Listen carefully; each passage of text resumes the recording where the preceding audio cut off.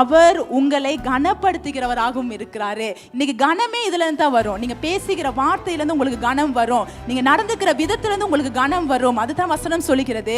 உங்க கிரியைகள் எப்படி இருக்கணும்னு சொன்னா கர்த்தரை மகிமைப்படுத்துறதா இருக்கணும். உங்க கிரியையை பார்த்து மத்தவங்க சொல்லணும். என்னன்னு சொன்னா, சே இவங்க அல்லவா கிறிஸ்தவங்க, இவங்க இல்லையா தேவனுடைய பிள்ளைகள், இவ்வளவு பொறுமையா நடந்துக்கிறாங்களே. முதல்ல நம்ம வீட்டுல இருந்து சாட்சி வரணும். எப்படி சே என் பிள்ளை இவ்வளவு பொறுமையா நடந்துக்குதே, இவ்வளவு அமைதியா போகுது, இவ்வளவு பொறுத்து போகுதே, இவ்வளவு நிதானமா பேசுறாங்களே.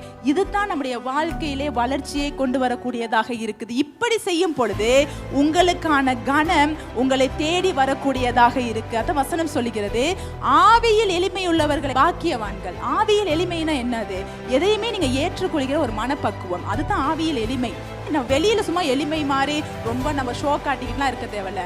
ஆவியில் எளிமை உள்ளவர்களாக இருக்கும் பொழுது, எல்லாவற்றையும் ஏற்றுக்கொள்கிற ஒரு மனப்பக்குவம் உங்களுக்கு இருக்கும் பொழுது நீங்க பாக்கியவான்களாக இருக்கிறீங்க.